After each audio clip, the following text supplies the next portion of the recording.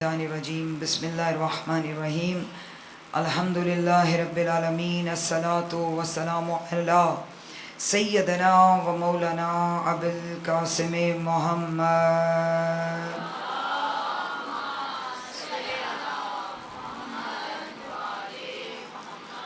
الصلاۃ والسلام علی آلہ الطیبین الطاہرین المعصومین ولعنۃ اللہ علی قوم ظالمین اللہم رزقنا فی الدنیا زیارت الحسین علیہ السلام وفی الآخرت شفاعت الحسین علیہ السلام اللہم لا تفرق بیننا و بین الحسین علیہ السلام وکتبنا من الزوار الحسین علیہ السلام اللہم جعلنا من الباقین فی العزاء الحسین علیہ السلام اللہم جل مسکننا و مدفننا عند ذریع الحسین علیہ السلام اللہم شرنا مع الحسین علیہ السلام وزدنا محبت الحسین علیہ السلام وشرنا یوم القیامہ تحت اللواء الحسین علیہ السلام اللہم ادخلنا فی الجنت مع الحسین علیہ السلام و اصحاب الحسین علیہ السلام صلوات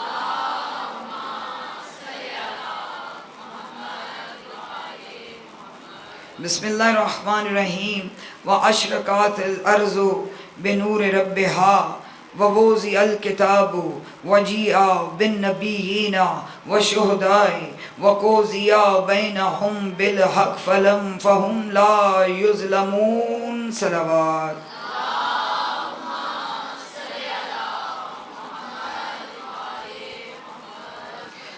مومنات، آج تیسرا دن ہے۔ موضوع عقیدہ رجت اور ظہور امام زمانہ علیہ السلام پہ گفتگو جاری ہے، اور مجھے یقین ہے کہ میری بات میری بہنوں کی سمجھ میں آ رہی ہے۔ آیت کا ترجمہ صرف 2 جملوں میں پچھلی بات، تاکہ سلسلہ جڑا رہے، کہ وہ کریم ارشاد فرما رہا ہے وَأَشْرَقَتِ الْأَرْضُ بِنُورِ رَبِّهَا، ایک دن زمین اپنے رب کے نور سے منور ہو جائے گی، کتاب رکھ دی جائے گی، نبیوں کو بلایا جائے گا، شہداء کو بلایا جائے گا، اور ان کے درمیان حق کا فیصلہ ہوگا۔ ذہنوں کو بیدار رکھیں گی تو پھر سلسلہ جاری رہے گا۔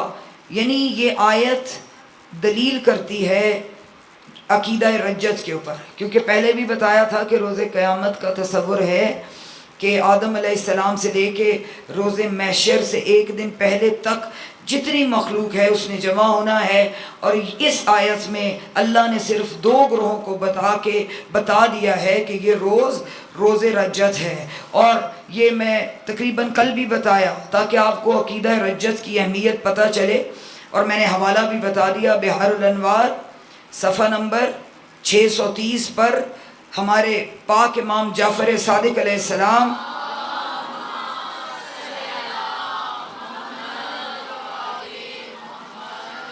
ارشاد فرماتے ہیں کہ جس کا عقیدہ معراج اور رجت پہ نہیں ہے وہ ہمارا شیعہ نہیں ہے۔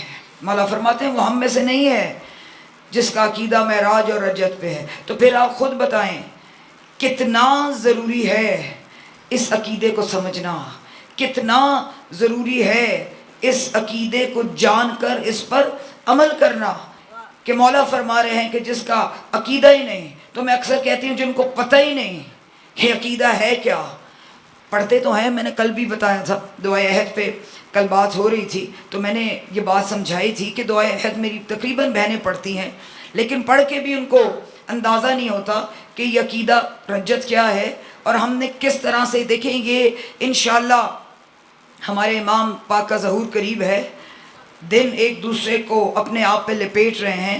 آپ نے یہ محسوس کیا ہے، ہر میری بہن یہ نہیں سوچتی کہ ابھی کل تو محرم گزرا ہے، پہلے سال گزرا کرتے تھے تو پتہ چلتا تھا کہ سال بعد، لیکن اب محسوس ہوتا ہے کہ ابھی یہ کل کی تو بات ہے کہ ابھی کل یہ محرم گیا ہے۔ ساری نشانیاں میرے پاک امام کے ظہور کی تقریباً ظاہر ہو رہی ہیں، تو یہ وقت اتنا امپورٹنٹ وقت ہے، اہم وقت ہے کہ جس میں ہم اپنے مولا سے عہد باندھیں، اپنے مولا سے عہد کریں۔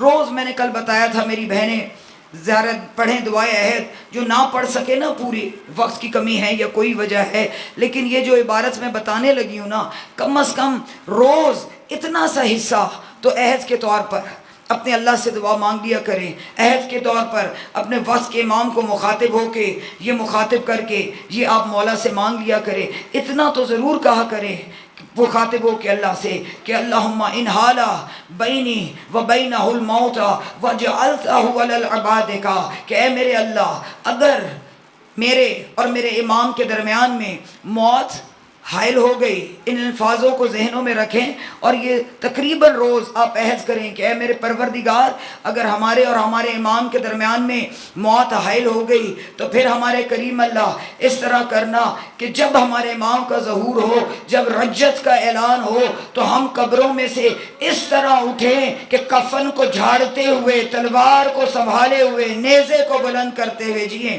اور لبیک کی صدائیں دیتے ہوئے ہم اپنے امام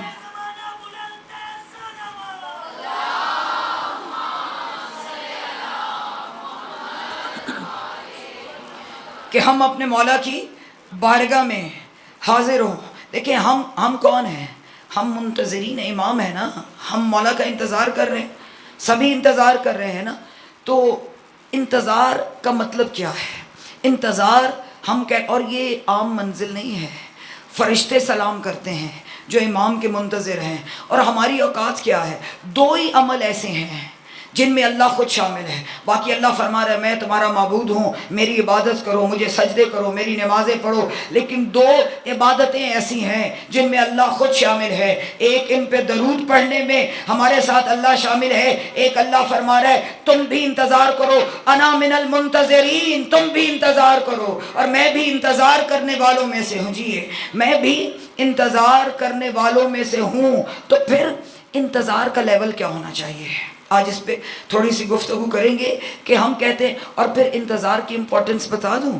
معصومین فرماتے ہیں کہ جس کو 3 دن گزر جائیں اور اس نے 3 دن میں 1 دن بھی ہمارے قائم کا انتظار نہ کیا ہو تو وہ اپنے ایمان پر نظر ثانی کرتے ہوئے توبہ کرے، اور جس کو 1 مہینہ گزر جائے اور اس نے 1 دن بھی مہینے میں ہمارے قائم کا انتظار نہ کیا ہو تو معصومین فرماتے ہیں ایسے بے دین کی ہمیں ضرورت ہی نہیں ہے۔ پھر کتنا ضروری ہے انتظار امام زمانہ علیہ السلام۔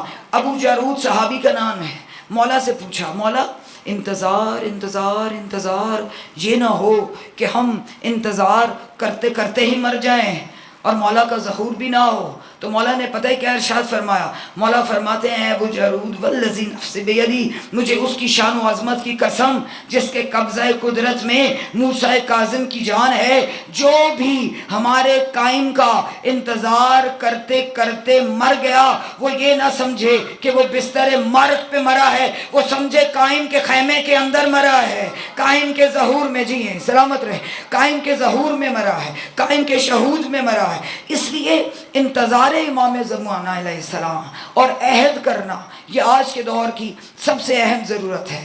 اس لیے میں بتاؤں گی انتظار صرف یہ نہیں ہے کہ ہم روز انتظار کریں، روز انتظار کرنا ہے، اور کس طرح انتظار کرنا ہے کہ صرف ہم زبان سے کہتے ہیں کہ مولا ہم آپ کے انتظار میں ہیں، مولا ہم نے آپ کا انتظار کیا۔ سب سے آسان مثال سمجھاؤں گی کہ مقصد صرف خطابت نہیں ہے، مقصد یہ ہے کہ بچیوں کی بھی ذہن میں بات اترے کہ ہم نے انتظار کیسے کرنا ہے، انتظار کی منزل کیا ہے۔ دیکھیں ہم کون ہیں؟ منتظر۔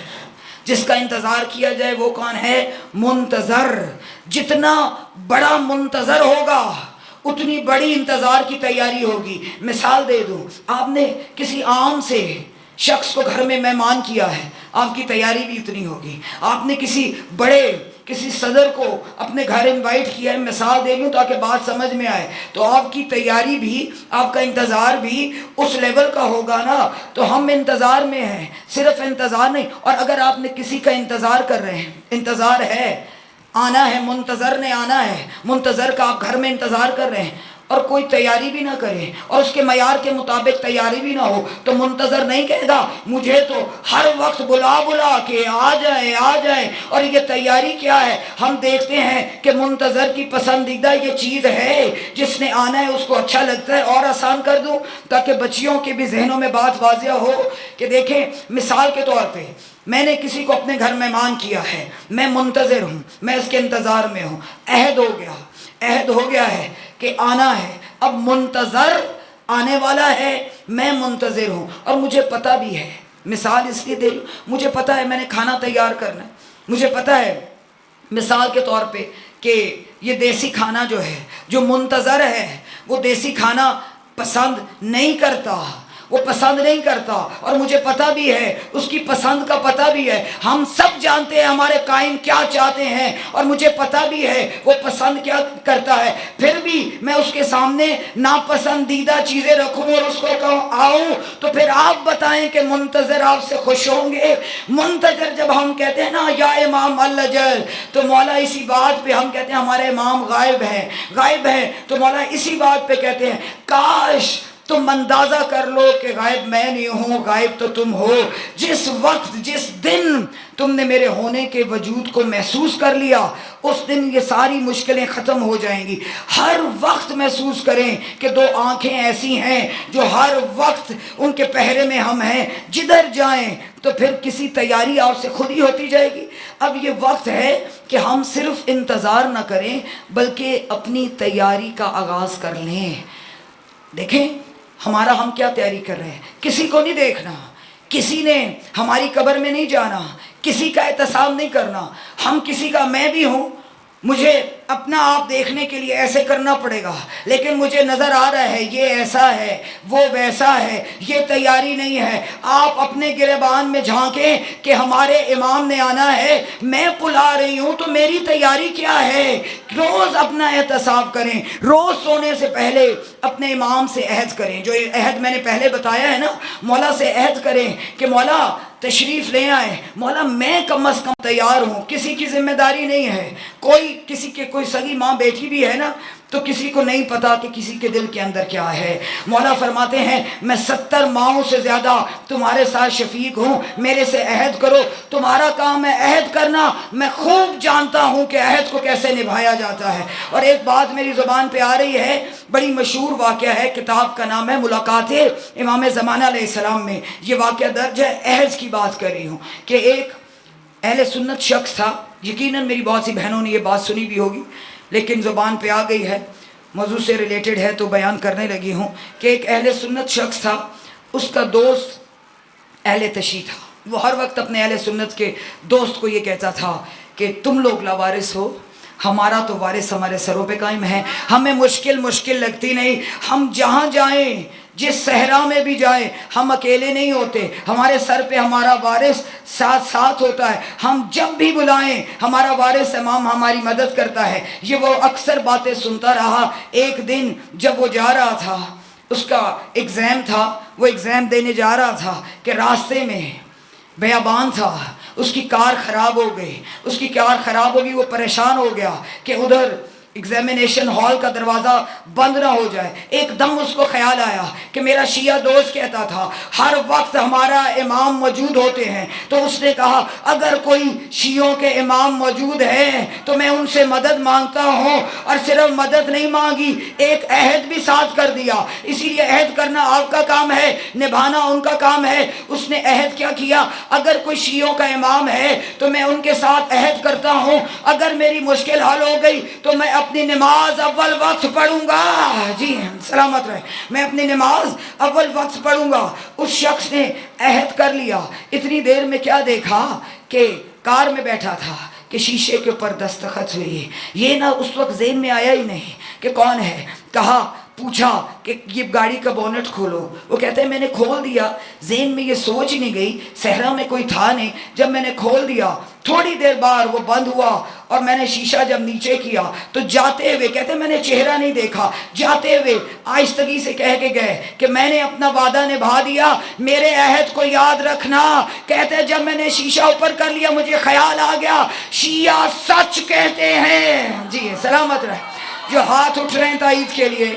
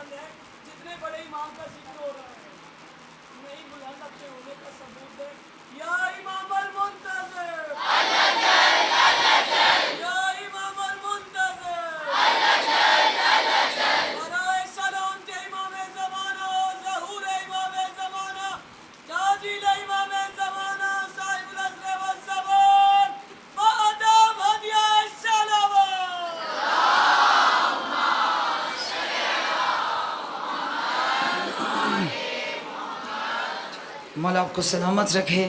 اور ہر ہاتھ تو اٹھ نہیں سکتا، اٹھتا وہی ہے جس پہ 14 کا کرم ہو، اور کرم وہ اس پہ کرتے ہیں جو توفیق مانگے. میں حیران ہوتی ہوں کہ جو زبان اس ذکر پہ بھی نہیں کھلے گی، جو ہاتھ اس ذکر پہ اس مجلس میں نہیں اٹھے گا، نہ جانے روز رجت ہم کس طرح مولا کی تائید کریں گے. اس لیے کوشش کیا کریں کہ ساتھ ساتھ اپنے ہونے کا ثبوت دیا کریں. یہ کوئی پڑھنے والے کی تعریف نہیں ہوتی، یہ تائید ہوتی ہے کہ پڑھنے والے واقعاً ہی ہمارے امام اس شان کے جی ہیں، حقدار ہیں، سلامت رہے.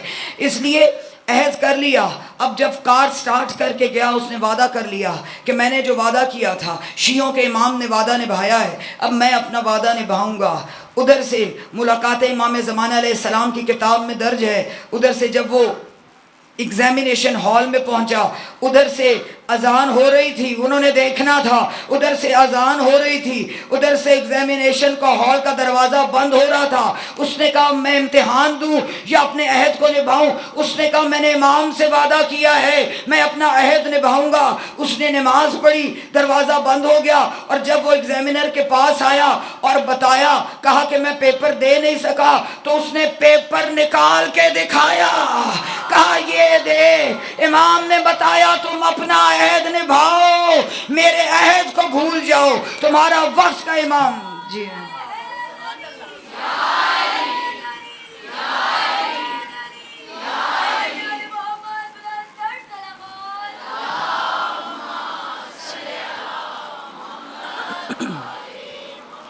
کیونکہ یہ وہ ہمارے امام ہیں. روز عہد کیا کریں، روز اپنا احتساب کیا کریں. سونے سے پہلے کسی کا استخاب کرنے کی ضرورت نہیں، کسی کا احتساب نہ کریں، اپنے آپ کو انالائز کریں. روز اپنے اعمال کا رجسٹر کھول لیں.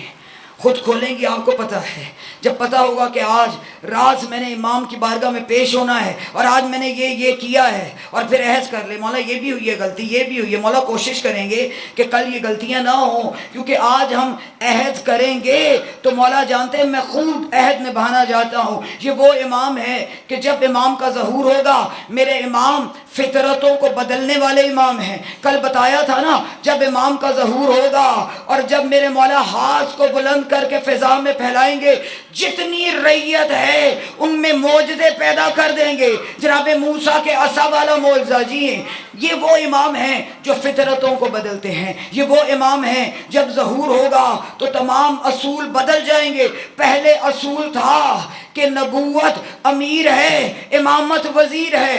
حضور امیر ہے نا، مولا کائنات وزیر ہے. میرے امام نے آ کے اصول کو بدل کے بتایا کہ آج امام امیر ہے، نبی وزیر ہے. جی ہیں، نبی وزیر ہے. جب ظہور کریں گے، بتانے کی ضرورت نہیں، آپ سب جانتی ہیں کہ جب ظہور ہوگا تو ساتھ جناب عیسیٰ علیہ السلام کا بھی ظہور ہوگا نا. جناب عیسیٰ بھی تشریف لائیں گے، اور جب جناب عیسیٰ سے کہا جائے گا کہ آپ نماز پڑھائیں، جناب عیسیٰ پتہ کیا کہیں گے؟ ہاتھ جوڑ کے ہمارے امام کو، اور پھر آیت سورہ حجرات کی آیت کا حوالہ دیتے ہوگے کیا فرمائیں گے جناب عیسیٰ؟ جب کہا جائے گا نا نماز پڑھائیں تو ہاتھ جوڑ کے فرمائیں گے کیفا تقدموں کا یبنا رسول اللہ، قال اللہ عز و جل فی کتاب المبین یا ایھا الذین آمنوا لا تقدموا بین ید اللہ و رسولہ.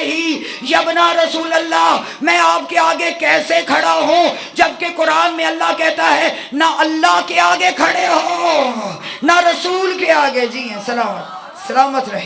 نہ اللہ کے آگے کھڑے ہو نہ رسول کے آگے کھڑے ہو، میں آپ کے آگے کیسے کھڑا ہوں؟ ہمیں کیا سمجھایا؟ ادھر نہ ہی کوئی رسول موجود تھے نہ اللہ موجود تھا. زمانے کو بتا دیا امامت کے آگے کھڑے ہونا ایسا ہی ہے جیسے اللہ کے آگے کھڑے ہونا ہے. جی یہ مرتبہ اللہ نے بتایا ہے. اب امام ہمارے امام ہیں، مقتدی جناب عیسیٰ ہیں.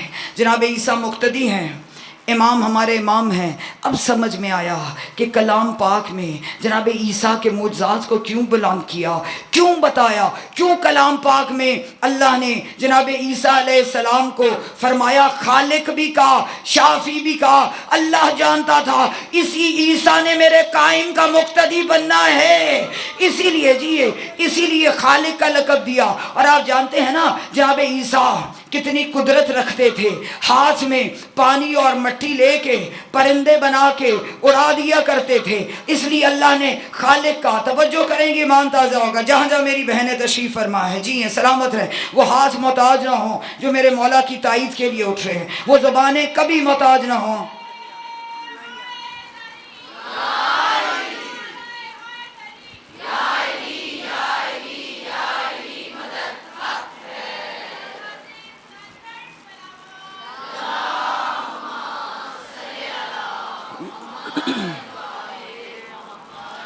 اللہ کی ذات جانتی تھی. آج میں نے قرآن میں عیسیٰ کو خالق کہا ہے، آج میں نے قرآن میں عیسیٰ کو شافی کہا ہے. جب یہی عیسیٰ مقتدی بنے گا تو زمانے کو بتائے گا مقتدی وہ ہوتا ہے جو پانی اور مٹی کو اکٹھا کرے تو پرندہ بن جائے، اور امیر گھرانہ وہ ہوتا ہے جو پانی اور مٹی کو خمیر کرے تو اللہ کے امر سے آدم بن جائے. جی اللہ کے امر سے آدم بن جائے. امیر وہ ہوتا ہے، مقتدی وہ ہوتا ہے جو فخر کرے کہ میری ماں کوئی عام ماں نہیں ہے، میری ماں وہ مریم بطول ہے جس کے در پہ فرشتے کھانا لے کے آتے ہیں. اور اللہ نے یہی بتایا، اسی لیے جناب مریم کے درجے کو بلند کیا اور جناب عیسیٰ نے بھی ناز کیا، فرمایا کہ میں اس بطول مریم کا بیٹا ہوں جس کے در پہ فرشتے کھانا لے کے آتے ہیں. اب مقتدی یہ ہے جس کے در پہ فرشتے کھانا لے کے آتے ہیں. تو آپ خود بتائیں، جاننے والا باشعور مجمع بیٹھا ہے، مقتدی کی ماں پاک کے گھر میں فرشتے کھانا لے کے آتے ہیں تو امیر وہ ہوگا جس کے در پہ فرشتے کھانے کی بھیک مانگے. جی سلامت رہے. امیر وہ ہوگا جس کے در پہ فرشتے رزق کی بھیک لینے آ جائے. اب مقتدی کی عظمتوں کو بلند کیا کہ مقتدی کون ہے؟ مقتدی وہ ہے کہ جس کی ماں کو اللہ معجزہ عطا کر دے، جس کی ماں کو اللہ بطول کہہ دے اور معجزہ عطا کر دے کہ میں نے بغیر شوہر کے مریم کو عظمت سے معجزے سے بیٹا دیا ہے. لیکن یہ مقتدی ہے. اس لیے جناب مریم نے کہا تھا نا کہ یا اللہ، جب اللہ نے کہا تھا کہ مریم میرے گھر سے نکل جا، تو جناب مریم نے کہا، جہاں جہاں میری بہنیں بیٹھی ہیں توجہ کریں گی ایمان تازہ ہوگا، جناب مریم نے فرمایا تھا یا اللہ یہ گھر تیرا ہے تو یہ بچہ بھی تو تیرا ہی معجزہ ہے نا، تو اپنے گھر میں آ جانے دے تاکہ زمانے کو ثبوت مل جائے اللہ کا گھر، اللہ کا معجزہ. تو اللہ نے کیا فرمایا؟ اللہ فرماتا لن تجدا لسنت اللہ تبدیلا، میرے قوانین میں تبدیلی نہیں ہے. اخرجی یا مریم ھذا بیت العبادہ لا للولادہ، مریم یہ میرا گھر ہے، یہ عبادت کدا ہے، کوئی ولادت کدا نہیں. اور عیسیٰ مقتدی ہے، اگر عیسیٰ بھی ادھر آ جائے تو فرق کیا رہے گا؟ مقتدی میں زمانے کو بتانا چاہتا ہوں، مقتدی وہ ہے جس کی ماں کو میں باہر نکالوں. امیر وہ گھرانہ ہے، جب آنے کا وقت ہے میرے مولا کا، حوروں کو کہا پلکیں بچھاؤ علی کی ماں. جی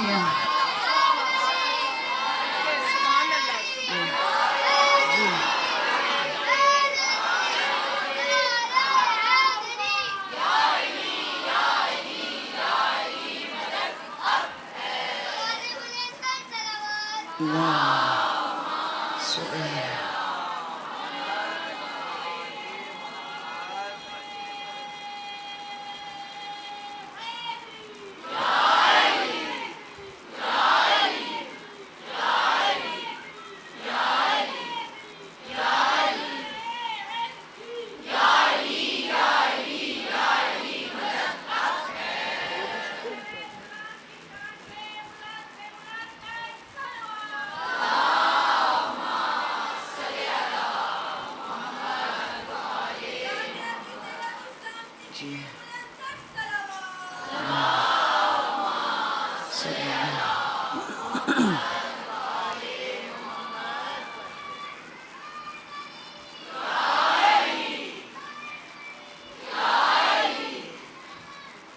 اللہم صلی علی محمد میرے مولا آپ کو سب کو سلامت رکھے. ممبر سے میری دعا ہے جو میری بہن تشریف فرمائے اٹھنے سے پہلے میرے قائم امام سب کا دامن مراد بھر دے, اور میرے مولا ہمیں معرفت کے وہ دریچے کھول دے کہ ہم سمجھیں آپ کے ظہور کو, ہم انتظار کو سمجھیں, ہم اپنے مولا کی معرفت سمجھیں, مولا کی عظمتوں کو جائیں. اللہ نے تو کوئی کسر نہیں نہ چھوڑی. یہی وجہ تھی کہ جب جناب مریم نے فرمایا تھا کہ یا اللہ یہ گھر تیرا ہے تو یہ بچہ بھی تو تیرا معجزہ ہے, اس گھر میں آنے دے تاکہ قیامت تک ثبوت مل جائے اللہ کا گھر, اللہ کا معجزہ. تو اللہ نے کیا فرمایا کہ اخرجی یا مریم ھذا بیت العبادہ لا للولادہ, یہ عبادت کا دا ہے, یہ ولادت کا دا نہیں. تو اگر عیسیٰ بھی ادھر آ جائے تو پھر مقتدی اور امیر گھرانے میں فرق کیا رہے گا؟ اسی لیے عیسیٰ کی ولادت تھی, اس کو باہر نکال کے علی کی آمد تھی, زمانے کو بتانا تھا کہ یہ امیر گھرانہ ہے. اسی لیے جب مولا کی آمد کا وقت ہوا اللہ نے فرمایا جبرائیل جلدی کر حوروں سے کہہ دے اپنی پلکوں سے مسلح بن کے راہ میں بچھائے, میرے علی کی ماں آ رہی ہے. اور میری شہزادی جب چلی ہے, میری شہزادی جلدی جلدی, بس میں گزر رہی ہوں, منہ پہ در بات آ گئی ہے تو روکتی نہیں ہوں. میری شہزادی جب جلدی جلدی اللہ کے گھر کی طرف چلی ہے تو ایسے کیوں نہ کہوں کہ میری پاک شہزادی جلدی جلدی چل رہی ہے. اور فرمایا کہ میرا خالق میں تیرے در پہ آ رہی ہوں. ذہن میں خیال کا ایک لمحے خیال آیا کہ یا اللہ میں اسی در کی طرف چل پڑی ہوں جا کے سے مریم کو تیری پاک ذات نے ہٹایا تھا کہ خطاب کیا آیا, یہ سچ ہے کہ تو کرم ذات جلی ہے, دارین کی رحمت تیری گودی میں پلی ہے, مریم کی طرح کیوں چپ چاپ چلی ہے, عیسیٰ تو نہیں تیرے پاس میرا علی ہے, تیرے پاس میری امانت عظمیٰ ہے.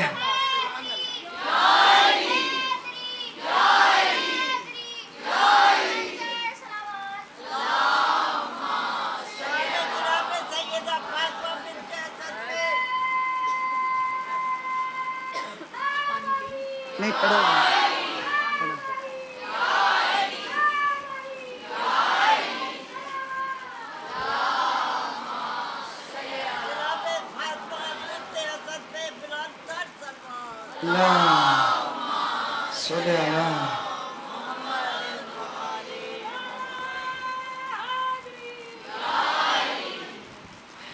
بس بات آگے جا رہی تھی, اس ممبر پہ ہاتھ ہے, میں نے یہ بات کرنی نہیں تھی.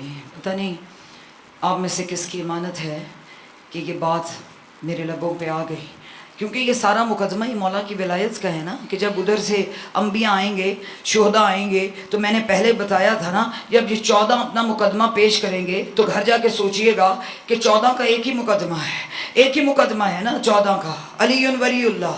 تو جب میری شہزادی جلدی جلدی چل کے اللہ کے گھر کے قریب آئی ہیں تو ادھر میری شہزادی کا ایک خطاب ہے, ادھر میری شہزادی نے دعا مانگی ہے. جیسے اس مقام کے قریب آئیں تو میری شہزادی نے ہاتھوں کو بلند کر کے فرمایا اللہم اشہدنی بے ولایت ولدی, اللہم ثبتنی بے ولایت ولدی. پہلے کیا کہا, یا اللہ میں اپنے بیٹے علی کی ولایت کی گواہی دیتی ہوں. اور جب اللہ نے فرمایا اے فاطمہ بنت اسد تو میری نعمت عظمیٰ لے کے میرے گھر آ گئی ہے, تو نعمت عظمیٰ لائی ہے, اب میں اللہ کے حکم دیتا ہوں میرے لیے تو میرے امانت عظمیٰ, سب سے بڑی امانت لے کے تو میرے گھر آ گئی ہے کہ علی میری سب سے بڑی امانت ہے, تو امانت عظمیٰ لے کے آئی ہے. اب میں اللہ کے حکم دیتا ہوں میرے سے نعمت عظمیٰ مانگ, نعمت عظمیٰ مانگ. جب اللہ نے کہا نا اب میرے سے نعمت عظمیٰ مانگ, تب شہزادی نے ہاتھوں کو بلند کر کے فرمایا مانگتی یہ ہوں اللہم ثبتنی بے ولایت ولدی, مجھے میرے بیٹے علی کی ولایت پر ثابت قدم رکھنا. زمانے کو بتا دیا علی کی ولایت پر ثابت قدم رہنا نعمت عظمیٰ ہے. جی سلامت ہے.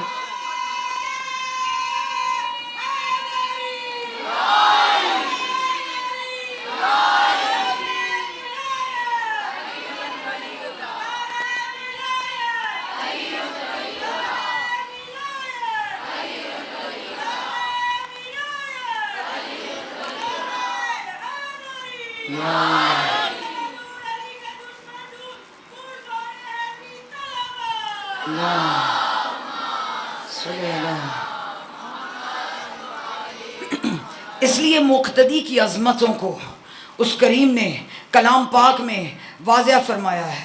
اور پھر سورہ بنی اسرائیل کی ایک آیت جو نازل ہوئی، موقع کیا تھا؟ نصرانی بیٹھے بحث کر رہے تھے حضور پاک سے، نعوذ باللہ اللہ پاک کا بیٹا کہہ رہے تھے جناب عیسیٰ کو. تو اللہ نے، میرے حضور نے بہت سمجھایا، اللہ تو وحدہ لا شریک ہے، کوئی تو لاجک ہوگا نا تمہارے ذہنوں میں، تم کیوں کس لیے جناب عیسیٰ کو بیٹا مانتے ہو اللہ کا؟ تو نصرانیوں نے کہا ہم اس لیے اللہ کو ہم مانتے ہیں وہ کل شیء قدیر ہے، لیکن بیٹا اس لیے مانتے ہیں کہ بیٹا جو ہے نا وہ باپ کے بہت قریب ہے. ہم بیٹا اس لیے مانتے ہیں کہ ہم وسیلہ بناتے ہیں، وسیلہ بنا کے ہم بیٹا کہتے ہیں، ان کو وسیلہ بناتے ہیں. جیسے ہی نصرانیوں نے یہ کہا کہ اللہ کی بارگاہ میں ہم جناب عیسیٰ اور مریم کو وسیلہ بناتے ہیں، سورہ بنی اسرائیل میں اللہ نے آیت کو نازل کر کے فرمایا اولئک الذین یدعون یبتغون الی رب الوسیلہ. فرمایا اے میرا حبیب، جن کو یہ وسیلہ بنا رہے ہیں وہ تو خود وسیلوں کی تلاش میں ہیں. وہ وسیلہ ڈھونڈو، جی وہ وسیلہ ڈھونڈو جو مریم کا وسیلہ ہے، جو عیسیٰ کا وسیلہ ہے. اس لیے فرما دیا ان وسیلوں کو ڈھونڈو جو ان کا بھی وسیلہ ہے، جو نبیوں کا وسیلہ ہے، جنہوں نے نبیوں کی مشکل کشائی کی ہے. اسی وجہ سے ہی جناب عیسیٰ اور جناب مریم کے جو وسیلے بنے وہ 14 کا نور ہے. اسی لیے اللہ نے اس نور کو سب سے پہلے خلق کیا تھا اور زمانے کو، انبیاء کو تعارف کرا کے بتایا تھا کہ یہی میرا ظاہر ہے، یہی میرا مظہر ہے. میں آ نہیں سکتا، دیکھو تم مجھ تک آ نہیں سکتے، میں تم تک آ نہیں سکتا. اسی لیے سورہ بقرہ کی آیت نمبر 143 میں اللہ کی ذات نے ارشاد فرمایا وَكَذَلِكَ جَعَلْنَا أُمَّةً وَسَطًا لِتَكُونُوا شُهَدَاءَ النَّاسِ وَيَكُونَ الرَّسُولُ عَلَيْكُمْ شَاهِدًا. اللہ فرما رہا ہے نہ تم میرے پاس آ سکتے ہو نہ میں تم تک آ سکتا ہوں. موسیٰ میں تو اتنی طاقت نہیں تھی کہ میرے نور کی تجلی برداشت کرے، اب تم بتاؤ تم آ سکتے ہو.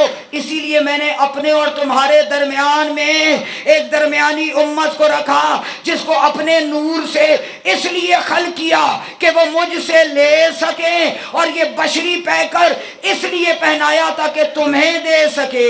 خبردار یہ نہ کہنا یہ ہماری طرح چلتے ہیں، ان کو درمیان میں رکھا ہے. یہ اللہ سے کب لیتے ہیں، یہ اللہ سے کیسے لیتے ہیں؟ اللہ فرما رہا ہے یہ تمہارا کام نہیں ہے سوچنا، ان کو میں نے درمیان میں رکھا ہے. اسی لیے ہمارے چھٹے امام جعفر صادق علیہ السلام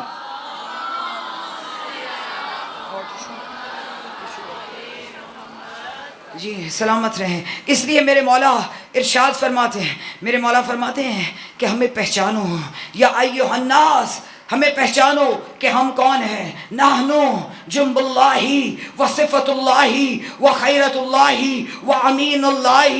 ہم وہ ہیں جو اللہ کا جم ہے، ہم اللہ کا چناؤ ہے، ہم صراط مستقیم ہے. نحنو آیت الہدا و عروات الوثقی، ہم ہی ہدایت کی نشانیاں ہیں، ہم ہی وہ رسی ہے جس کو اللہ نے کہا ہے کہ مضبوطی سے تھامے رکھو. تفصیل نہیں پڑھنی، بس وقت ختم ہو رہا ہے. بس ایک بات کے لیے یہ بات شروع کر لی ہے جو مولا نے پہلے کہا ہے یا ایھا الناس نحنو جنب اللہ، کہ اے لوگو ہم جنب اللہ ہے، ہم اللہ کا قریب ترین پہلو ہیں. اب جو اس چیز میں شک کرتے ہیں اور کہتے ہیں یہ شیعہ بڑھا دیتے ہیں، یہ وجہ اللہ کہہ دیتے ہیں، یہ جنب اللہ کہتے ہیں، وہ بے مثل ہے، وہ بے مثال ہے. بھلا اس کا جنب کہاں سے آ گیا، اس کا قرب کہاں سے آ گیا؟ اسی لیے ان کی سوچ کو بدلنے کے لیے اللہ نے سورہ زمر میں ایک آیت کو نازل کیا. جو نہیں مانتے نا، ہم تو مانتے ہیں یہ جنب اللہ ہے، اللہ سے قریب ترین ہے. اور دیکھیں وہی لوگ سورہ زمر میں حسرت کرتے ہوئے نظر آ رہے ہیں. وہی لے کہے گے یا حسرتا ما فرطت فی جنب اللہ، ہائے کاش ہم جنب اللہ کو نہ گھٹاتے. جی ہائے کاش ہم جنب اللہ کا نہ گھٹاتے. یہاں پہ حسرت جب بھی ملی ہے وہ گھٹانے والوں کی ملی ہے. حضور نے فرمایا ہے، مولا فرماتے ہیں کہ ہم جنب اللہ ہیں. جب وہ جنب اللہ نے خود کہا ہے نا آیت میں، کیا حسرت یہ نہیں ملی، یہ حسرت نہیں ملتی کاش ہم یہ نہ کرتے، کاش ہم وہ نہ کرتے. حسرت کیا ملی ہے؟ یا حسرت فما الا فرطت ما جنب اللہ، کہ ہم نے جنب اللہ کو کیوں گھٹایا. اے کاش اس وقت حسرت کریں گے. آج جو نہیں مانتے نا، जुम्बुल्लाह को नहीं मानते, उस वक्त वो इस चीज़ की हसरत करके कहेंगे हाय या हसरता अला मा फरतु फी जुम्बुल्लाह, हाय काश हम जुम्बुल्लाह को ना घटाते। इसलिए बार बार वो तारुफ करवाते हैं हमारी अजमतों को पहचानो, हम ही जुम्बुल्लाह हैं, हम ही अमीनुल्लाह हैं, हम ही सिरात मुस्तकीम है, हम ही आयातुल हदा है, हम ही आयातुल हदा हो के उर्वातुल वुस्का है, जिसके लिए अल्लाह ने एक दीन को एक दो जुमलों में बंद किया है। ला इकराह फी दीन कद तबय्यन रुश्द व मन यकफिर बित्तगूति व युमिन बिल्लाहि फक़द इस्तमसका बिल उर्वातिल वुस्का। अल्लाह कहते हैं दीन सारा बस यही है, झूठे खुदाओं का इनकार करो, मुझे वहदहू ला शरीक मानो और उस रस्सी को मजबूती से थामो। उस रस्सी को, अब वो रस्सी कौन सी है? रस्सी कौन, और किसी ने कभी दावा किया है? मौला तो फरमा रहे हैं अना आयतुल दाह वरवातुल उसका, और फिर इसमें जो निशानी अल्लाह ने दी है ना, निशानी दी है उर्वातुल उसका लन फिसामहा। बस आखिरी बात है, तवज्जो कीजिए, अल्लाह ने निशानी क्या बताई है? उस रस्सी को मजबूती से थामो, उसकी निशानी क्या है? उसकी निशानी ये क्या? उर्वातुल उसका लन फिसामहा, कि उस रस्सी में तोड़ नहीं है, उस रस्सी में तोड़ नहीं है। कोई ऐसी रस्सी ढूंढो, ये ना हो कि कोई किसी नस्ल से आ रहा है, कोई किसी नस्ल से आ रहा है। अगर जूट की रस्सी को प्लास्टिक से जोड़ोगे तो जोड़ तो डलेगा। अल्लाह कह रहा है ऐसी रस्सी ढूंढो जिसका पहला भी मोहम्मद, जिसका दरमियान वाला भी मोहम्मद, जिसका आखिरी भी, जी सलामत रहे, जिसका पहला भी मोहम्मद हो, जिसका दरमियान वाला भी मोहम्मद हो, जिसका आखिरी भी मोहम्मद हो। बस इस रस्सी को मजबूती से थामो, तो फिर मेरे दर पे आ जाओ, फिर मेरे पास आ जाओ, फिर तुम्हारी शिफात जाने, तुम्हारा करीम अल्लाह जाने।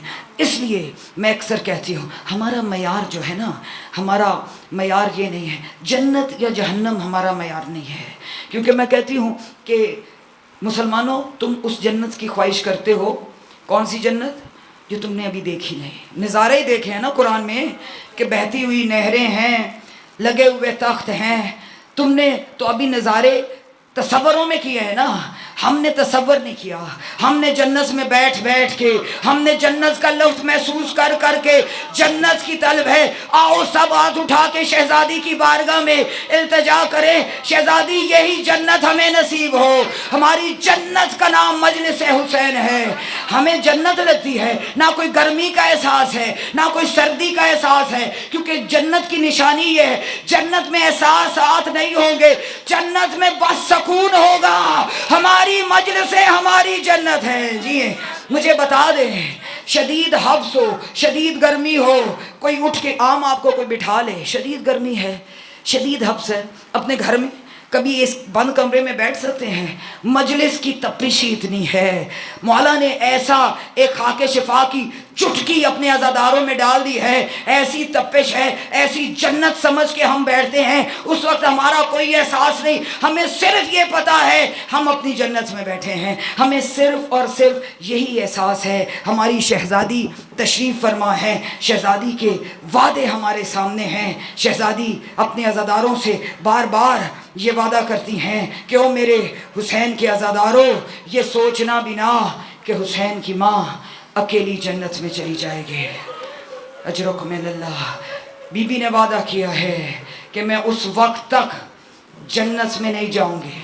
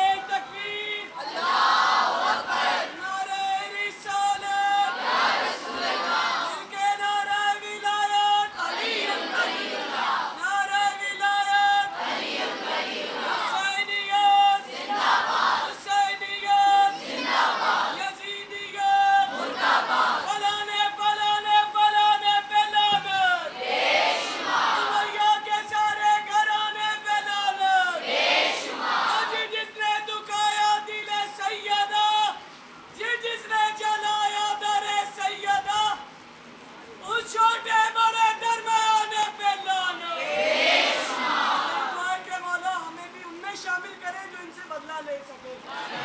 اس دعا کی قبولیت کے لیے مل کے بابا سے بلند ہدیہ سلام.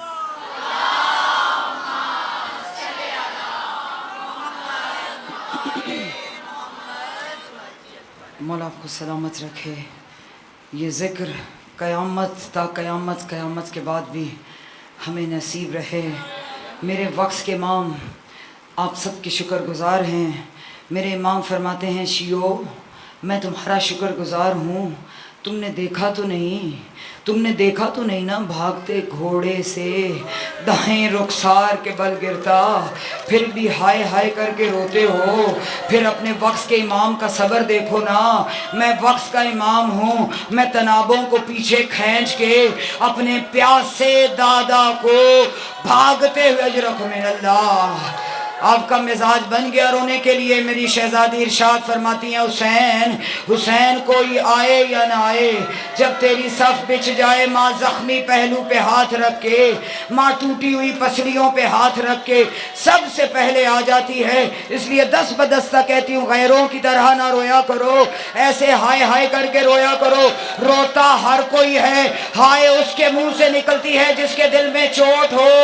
ایسے ہائے ہائے کر کے رویا کرو کہ بی بی تمہارے سروں پہ ہاتھ رکھ کے کہہ دے او میرے پیاسے کو رونے والی، او میرے مظلوم کو رونے والی، او میرے بے وطن کو رونے والی، خدا تجھے اپنے غم میں نہ رلائے. اجرک من اللہ.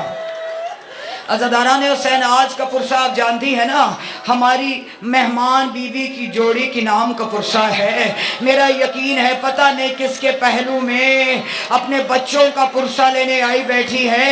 عزاداران حسین یہ اتنے مظلوم بچے ہیں. میں جب بھی شہادت پڑھوں میں ہمیشہ بتا کے پڑھتی ہوں. بہار الانوار میں علامہ مجلسی تحریر فرماتے ہیں کہ اگر کسی کی کوئی منت ہو، رکی ہوئی منت ہو، وہ منتیں مان کے تھک گیا ہونا، تو پھر اللہ کو جناب مسلم کی جوڑی کی مظلومیت کا واسطہ دے اور منت مان لے میں اپنے گھر میں شہزادوں کا پرسہ رکھوں گی. اجرک من اللہ.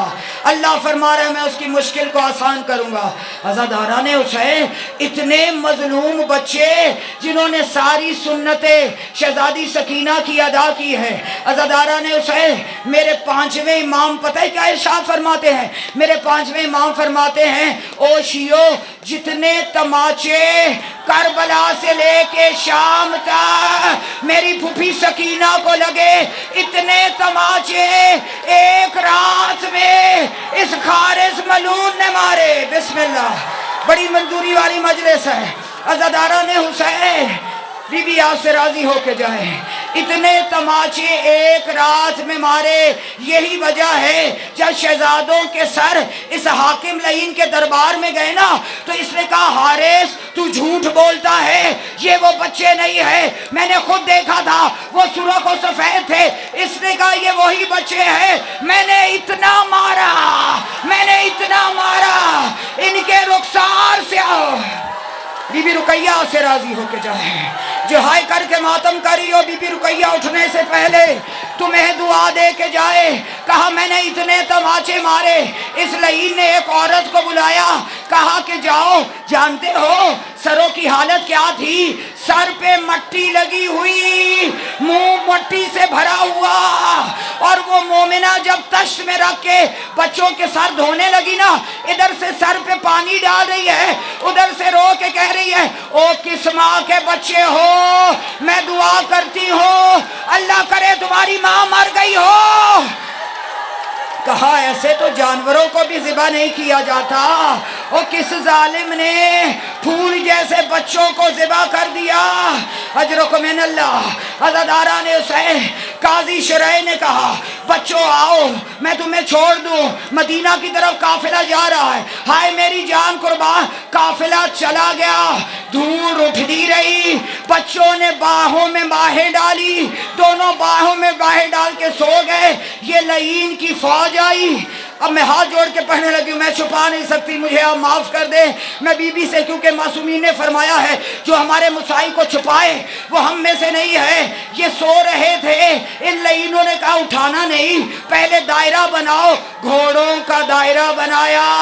ایک لعین نے للکار کے کہا جاگو. جب چھوٹے شہزادے نے دیکھا, جانتی ہیں چھوٹے شہزادے کے منہ سے کیا نکلا؟ بھیا اب ہم اماں سے نہیں مل سکتے. اجرکم من اللہ, اجرکم من اللہ. بی بی تمہاری ہائے کو قبول فرمائے. عزاداران حسین, یہ وہ بچے ہیں جنہوں نے بی بی سکینہ کی سنت کو عطا کیا ہے. ان لعینوں نے کہا بھاگو. یہ گھوڑوں کے آگے بھاگنے لگے. چھوٹے شہزادے کے پاؤں سے خون آنے لگا. اس نے بڑے شہزادے سے کہا بھیا بھیا اب میں بھاگ نہیں سکتا. بڑے شہزادے نے کہا دیکھو ہم آل رسول ہیں, ہم تمہاری شفاعت کریں گے. میرا چھوٹا بھائی تھک گیا ہے, اس کو گھوڑے پہ بٹھاؤ. یہ ہمیشہ مصائب پڑھنا میرے لیے بہت مشکل ہے. منظر سمجھ میں آ گیا, وعدہ میرا ہے رات بستر پہ بھی تڑپے گی. ایک لعین نے گھوڑے کو روکا, کہا آؤ میں تمہیں گھوڑے پہ بٹھاؤں. دونوں شہزادوں نے اپنی باہوں کو پھیلایا. اس لعین نے ایک ہاتھ ایک کی زلفوں میں ڈالا, دوسرا ہاتھ دوسرے کی, بسم اللہ بسم اللہ, حوصلہ حوصلہ, دوسرا ہاتھ دوسرے کی زلفوں میں. اولاد والی ماں ذرا تصور کر لینا, اس نے گھوڑا بھگایا, بچوں کے پاؤں زمین. اجرکم من اللہ, اجرکم من اللہ. بی بی رقیہ تم سے راضی ہو کے جائے. بچوں کے پاؤں زمین سے اٹھ گئے, چیخ کے کہہ رہے ہیں نانا یا علی, اماں اماں ہمارے ماموں کو بھیجے. کہا ہماری زلفوں کو چھوڑ دو, او ہم گھوڑے پہ نہیں بیٹھتے, ہماری زلفوں. اجرکم من اللہ, اجرکم من اللہ. ہو گیا پرسا, ہو گیا پرسا. بی بی رقیہ آپ سے راضی ہو کے جائے. عزاداران حسین, جب یہ قید میں آ گئے نا بچے, تو دروغہ مومن تھا. سنو گے ان کی مظلومیت. بڑے نے پتہ ہی کیا کہا, ایک ہی حسرت تھی, شہادت کا کوئی ڈر نہیں تھا. اماں اماں ہم آپ سے مل لیتے. بڑے نے کیا کہا, دروغہ میں اپنی زلفیں کاٹتا ہوں, میری زلفیں میری ماں کے پاس مدینے پہنچا دے تاکہ ہماری ماں کو پتہ چلے میرے بچے زندہ ہیں. اجرکم من اللہ. بس ہو گیا پرسہ, ختم کر دی میں نے مجلس. عزاداران حسین, 3 دن ہو گئے چھوٹا شہزادہ نہیں اٹھا. دروغہ نے کہا مجھے لگتا ہے چھوٹا شہزادہ گزر گیا. بڑے نے کہا گزرا نہیں, یہ غش میں ہے, یہ ماں کے لیے اداس ہے. تو جا اپنی زوجہ کو لے آ, ایک دفعہ گود میں ڈال کے کہہ دے ماں آ گئی, یہ اٹھ جائے گا. جیسے ہی وہ دروغہ گھر گیا نا, اس نے دیکھا اس کی زوجہ سر پہ برقع ڈال کے کھڑی ہے. کہا کہاں جا رہی ہے؟ کہا ابھی ایک کالے برقعے والی بی بی آئی ہے جس کا پہلو پہ ہاتھ ہے, جو رو کے کہتی ہے مومنہ اور میری رقیہ کی جوڑی. اجرکم من اللہ. بس ہو گیا پرسا. عزاداران حسین, ابھی میں نے پڑھا ہے نا, بڑا سخت مصائب آ گیا. ابھی میں نے پڑھا ہے نا کہ بچوں کے رخسار سیاہ تھے. جب کسی بھی کہتے ہیں بچوں کو کبھی بھی منہ پہ نہ مارنا, جب بچوں کو منہ پہ مارے نا وہ ہاتھ سے اپنا دفاع کرتے ہیں.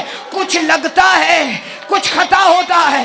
اس منبر پہ میرا ہاتھ ہے. اس لعین نے شہزادوں کے ہاتھ ستون کے ساتھ باندھ کے اتنے تماچے مارے, اتنے تماچے, رخسار سیاہ ہو گئے. اور جب قتل گاہ پہ لے کے آیا, مسلمانوں شریعت کے تقاضے بھول گئے. کہتے ہیں ایک جانور کے سامنے دوسرے کو ذبح نہ کرو. اس لعین نے تلوار اٹھائی, بڑے کی زلفوں میں ہاتھ ڈالا. جناب سیدہ نے کہا رقیہ, اور تیری جوڑی کا پرسا گردن کو اتارا. بی بی نے رو کے کہا رقیہ, رقیہ تیری جوڑی کا پرسا.